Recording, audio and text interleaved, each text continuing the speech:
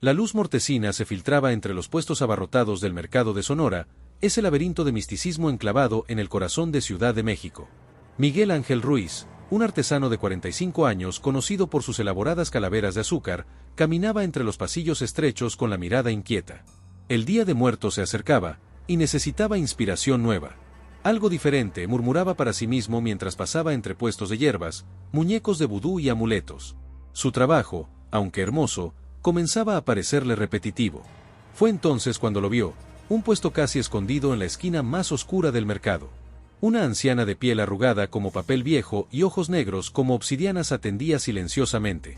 Sobre un tapete desgastado descansaban 5 cráneos pequeños, decorados con intrincados diseños que Miguel nunca había visto antes. «¿Le interesan, señor?». La voz de la anciana era como hojas secas arrastradas por el viento. «Son auténticos. De la época prehispánica». Miguel se acercó, hipnotizado por los patrones que adornaban los cráneos. No eran las típicas calaveras decorativas, estos tenían algo inquietante. «¿Cuánto pide por ellos, señora?», preguntó, incapaz de apartar la mirada.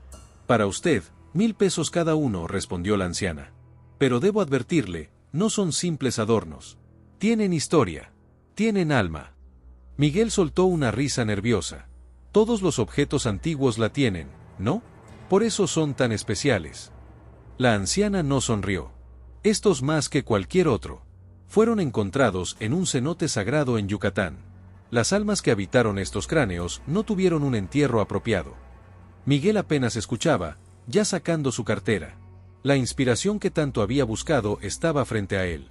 «Me los llevo todos», dijo, contando los billetes. Mientras empacaba los cráneos, la anciana susurró: «Recuerde, señor artesano, todo lo que se toma debe ser devuelto eventualmente». De regreso en su taller, Miguel colocó los cráneos en su mesa de trabajo. La luz del atardecer proyectaba sombras extrañas a través de las cuencas vacías. Por un momento, le pareció que uno de ellos titilaba con una luz interna, pero lo atribuyó al cansancio. Esa noche, mientras dibujaba bocetos inspirados en los diseños de los cráneos, escuchó un susurro tan leve que creyó haberlo imaginado. «Devuélvenos». Miguel levantó la mirada, alarmado. Su gato, Zapata, miraba fijamente hacia un rincón vacío del taller, con el pelo erizado y la cola completamente tiesa. «¿Hay alguien ahí?», preguntó Miguel, pero solo el silencio le respondió. Se frotó los ojos y decidió que era hora de descansar.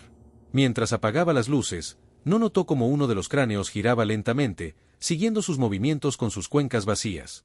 3 días habían pasado desde que Miguel adquiriera los cráneos misteriosos.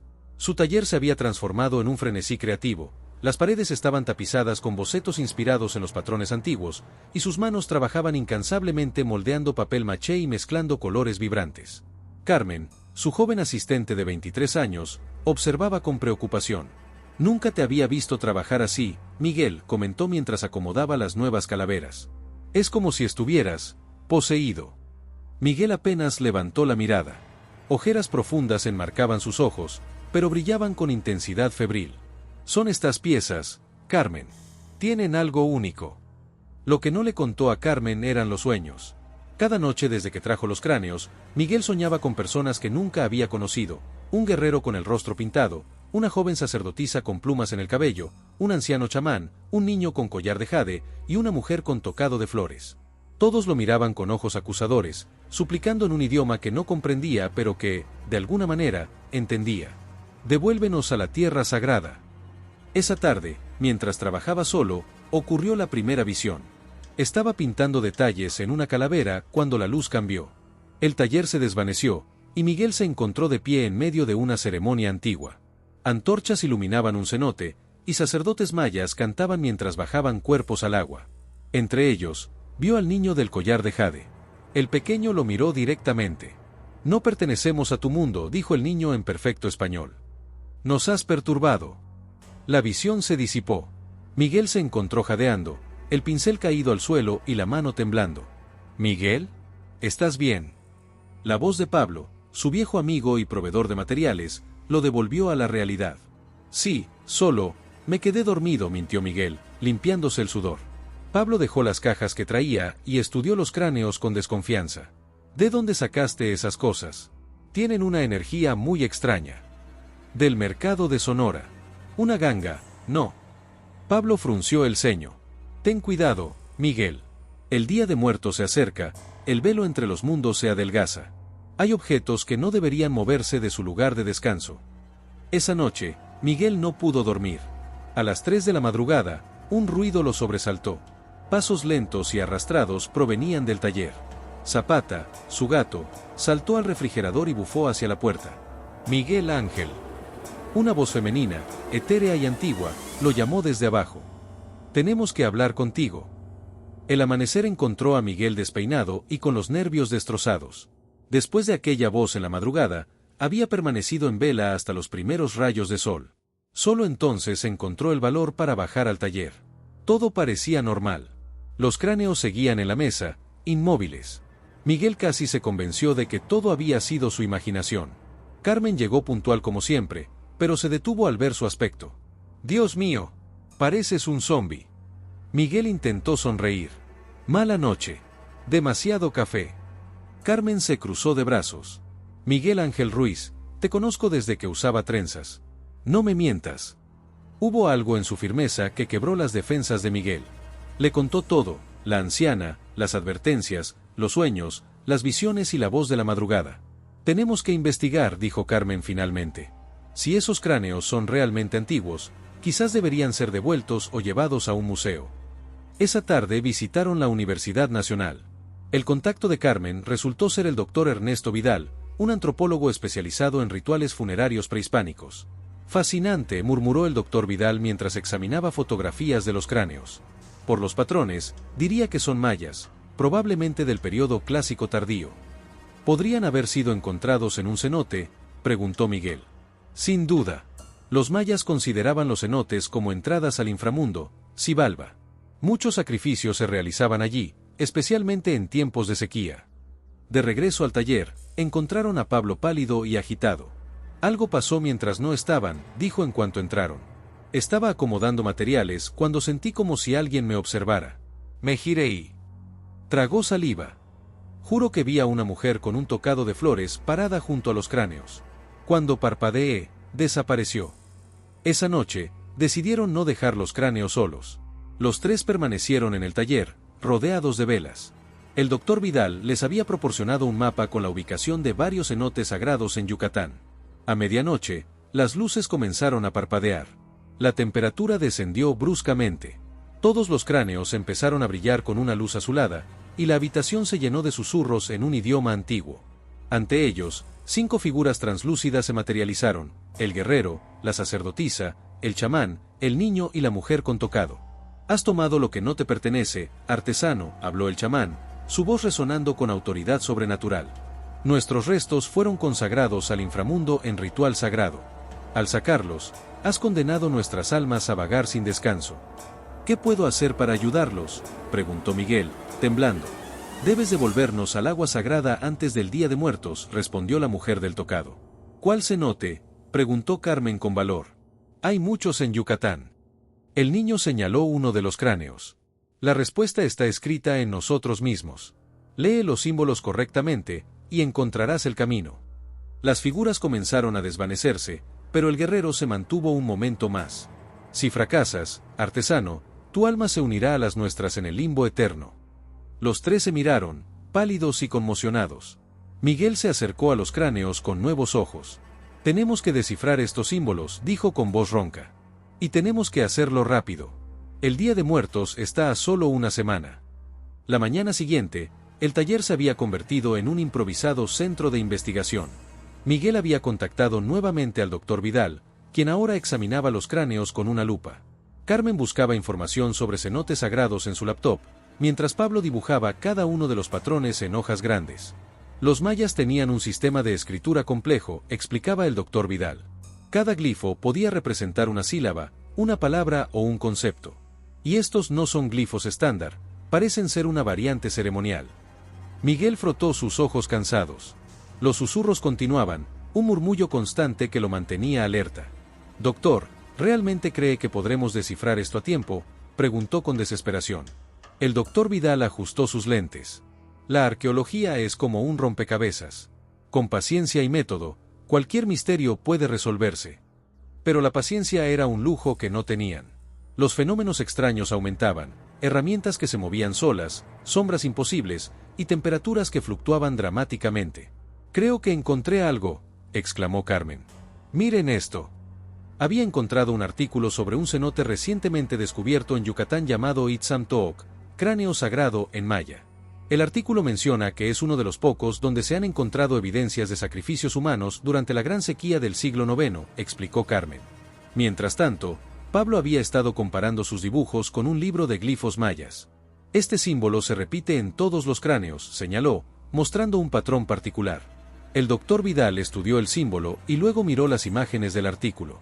Es el mismo que aparece en las inscripciones de la entrada del cenote Itzamtooc. Esto no puede ser coincidencia. Un ruido agudo sobresaltó a todos. Una grieta había aparecido en el cráneo más grande.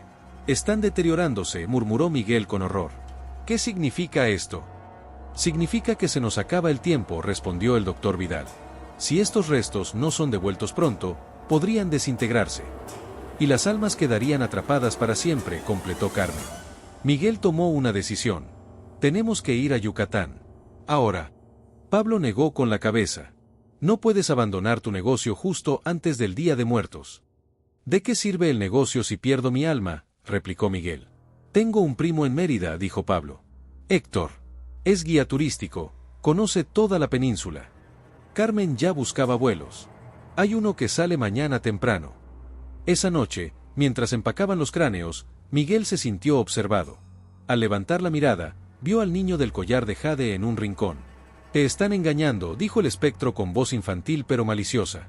«La anciana, el antropólogo, tu asistente, todos quieren los cráneos para sí mismos». Miguel sacudió la cabeza. «No, están tratando de ayudarme». El niño sonrió, una sonrisa demasiado amplia. «¿Por qué confías en ellos y no en nosotros? Los vivos siempre mienten, Miguel Ángel. Los muertos no tenemos razón para mentir». Cuando Carmen regresó, encontró a Miguel hablando solo. «¿Miguel? ¿Con quién hablas?» Miguel parpadeó, como saliendo de un trance. «Con nadie. Solo estoy cansado». Pero una semilla de duda había sido plantada en su mente. ¿Podía realmente confiar en quienes lo rodeaban? El calor húmedo de Yucatán golpeó a Miguel como una pared al salir del aeropuerto de Mérida. Héctor, el primo de Pablo, los esperaba con su destartalada camioneta.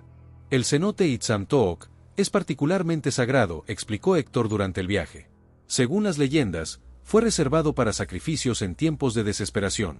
Los restos encontrados pertenecerían a personas muy especiales, guerreros, sacerdotes, niños elegidos, almas poderosas ofrecidas a los dioses durante la gran sequía». Después de 3 horas, la camioneta se detuvo junto a un sendero que se adentraba en la selva.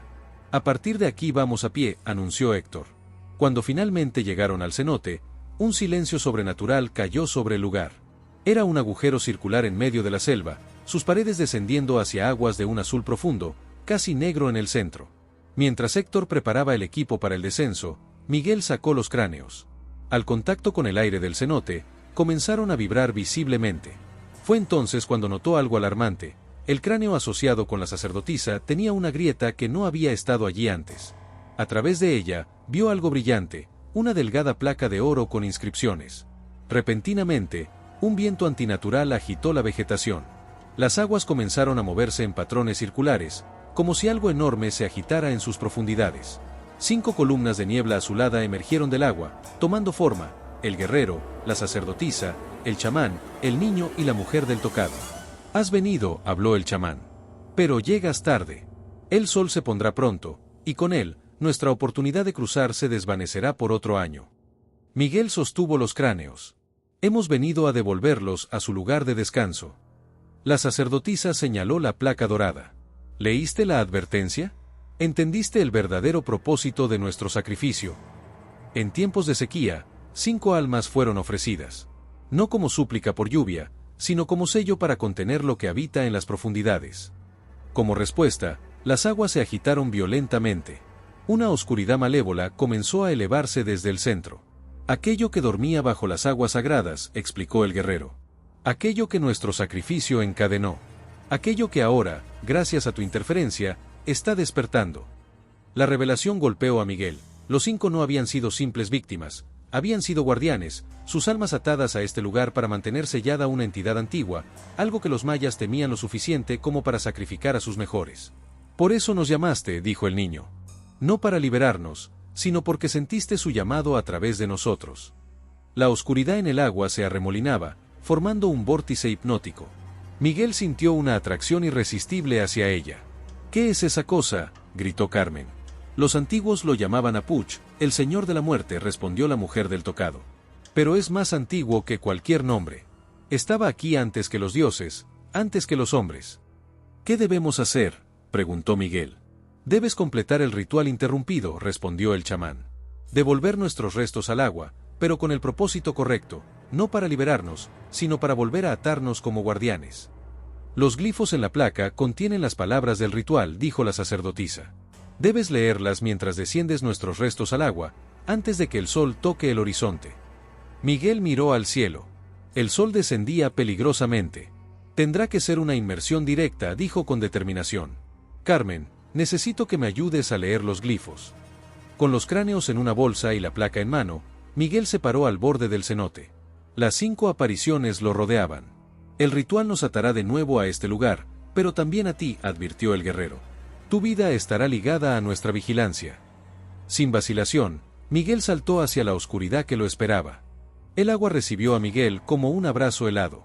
La oscuridad lo rodeó inmediatamente, pero los cráneos en su cintura emitían un tenue resplandor a su lado. Luchando contra el pánico, comenzó a recitar las palabras de la placa dorada, su voz extrañamente clara bajo el agua. Arriba, Carmen, Pablo y Héctor observaban el vórtice oscuro que se cerraba sobre el punto donde Miguel había desaparecido.